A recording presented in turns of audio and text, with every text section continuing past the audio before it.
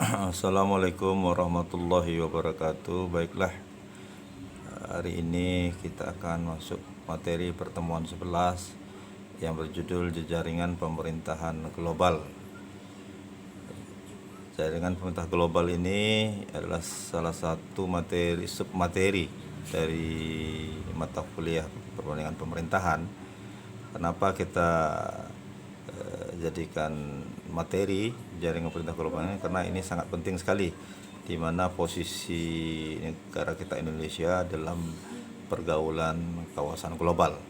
Maka kita perlu pahami apa yang dimaksud dengan jejaringan tersebut dan juga pemerintahan global tersebut. Baiklah, kita akan jelaskan mengenai fenomena globalisasi. Ada polarisasi kekuatan global setelah Perang Dingin dan menghasilkan satu kekuatan, yaitu Amerika. Tidak ada penyeimbang. Kenapa satu kekuatan saja? Karena kekuatan lain itu hanya sedikit saja negara yang mendukungnya, yaitu Cina, Korea Utara, dan Kuba.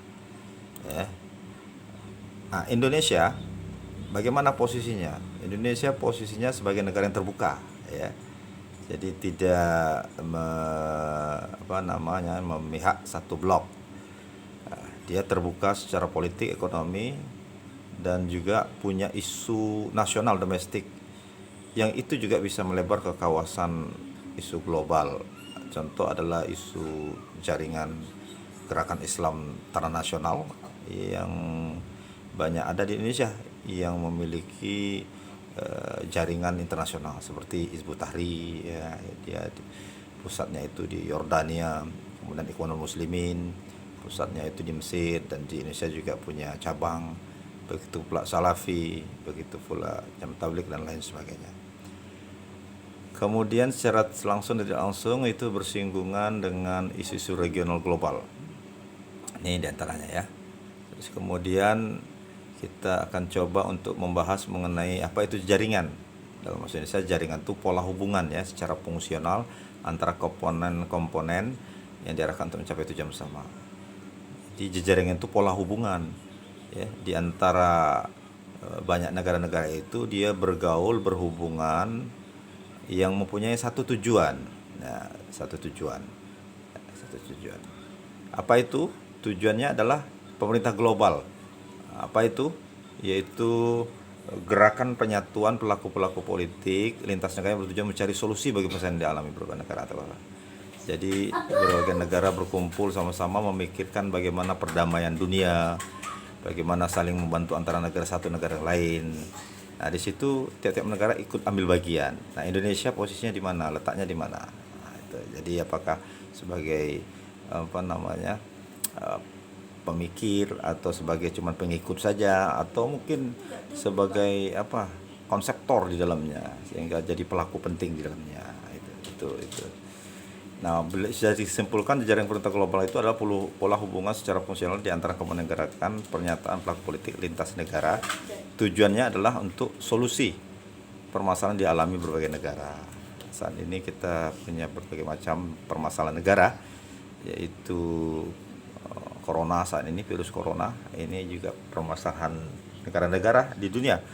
Nah, bagaimana setiap negara itu ambil bagian untuk bisa kita carikan solusinya permasalahan ini. Nah, sama-sama, ya, karena sama masalahnya gitu kan. Nah, coba nanti Anda diskusikan itu gimana caranya untuk menemukan solusi permasalahan corona di dunia ini, ya, antar negara satu ke negara yang lain. Ada negara yang kena corona, ada yang tidak. Begitu pula pemilihan presiden dan kasus-kasus yang lainnya, sama gitu kan. Nah, biasanya gerakan jejaringan pemerintah global ini melibatkan institusional seperti PBB, Mahkamah Internasional. PBB ini kan dalamnya berbagai negara, beberapa negara-negara bersatu mikir bagaimana keselamatan dunia ini. Begitu juga Mahkamah Internasional mengenai hukumnya, Bank Dunia ekonominya, gitu, ya, banyak. Nah, sekarang masalahnya ini pemerintah global sekarang ini masalahnya konteks globalisasi itu, pemahaman globalisasi ini yang masih pemahamannya yang belum sepenuhnya dipahami. Karena global itu kadang diartikan sebagai ya teknologi, tidak teknologi saja, semua elemen sosial budaya dan lain sebagainya itu globalisasi, ada konteksnya. Kemudian masalah rezim berkuasa, kadang rezim ini dia terlalu lama berkuasa, ada rezim yang menguasai politik, ekonomi, budaya. Ini juga permasalahan pemerintah global, ya. Nah, pemerintah global ini bisa pula digunakan untuk menyebut proses perumusan hukum, peraturan dan regulasi global, misalnya ya. Nah, jadi pemerintah global itu bukan tunggal ya, tidak ada tunggal. Dan juga tidak ada pemerintah global pemerintahan dunia, tidak ada itu pemerintah global dimaksud yang pemerintah global itu pemerintahan dunia itu bukan ya. Kalau pemerintahan dunia satu negara dia menguasai ini, tapi kalau pemerintah global itu berbagai macam negara memikirkan kebaikan seluruh dunia, saling membantu.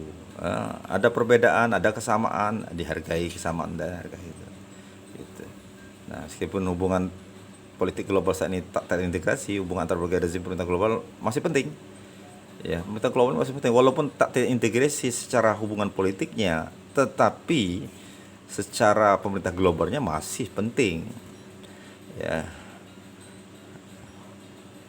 Kenapa? Karena sistem ini tidak membentuk organisasi yang dominan. Organisasi yang didominasi saat ini adalah rasional birokratis saja. Kenapa? Ada aturannya, terikat dengan hukum dan rasional. Gitu. Ya. Nah, setiap rezim politik modern menjadi kerangka peralihan dari kondisi klasik ke kedaulatan internasional liberasi. Sesuatu yang David Hale sebut sebagai rezim kedaulatan yang kedua. Jadi maksud daripada rezim kedaulatan kedua oleh David Hale ini adalah bahwa rezim politik modern ya, jadi mencoba untuk mengarah kepada kedaulatan internasional itu secara liberal, gitu. Bebas, tidak ada intervensi ataupun pemaksaan, liberal saja. Gitu. Terus kemudian Indonesia, bagaimana posisi Indonesia dalam jaringan global ini? Pola hubungan secara global ini bagaimana? Pembangunan yang dilaksanakan pemerintah pada abad 21 berupaya untuk menjadi tata pemerintahan yang baik. Kita menggunakan sebuah konsep posisi kita ini untuk bagaimana menempatkan dalam pola hubungan secara global ini dengan good governance.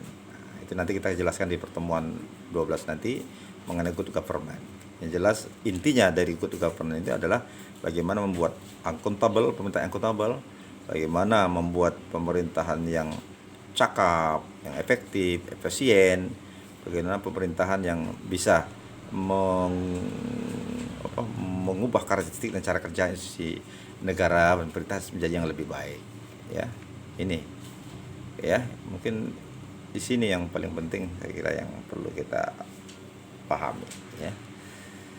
Itu saja ya, silakan dipelajari, dipahami, kemudian ditanya apabila ada pertanyaan. Silakan.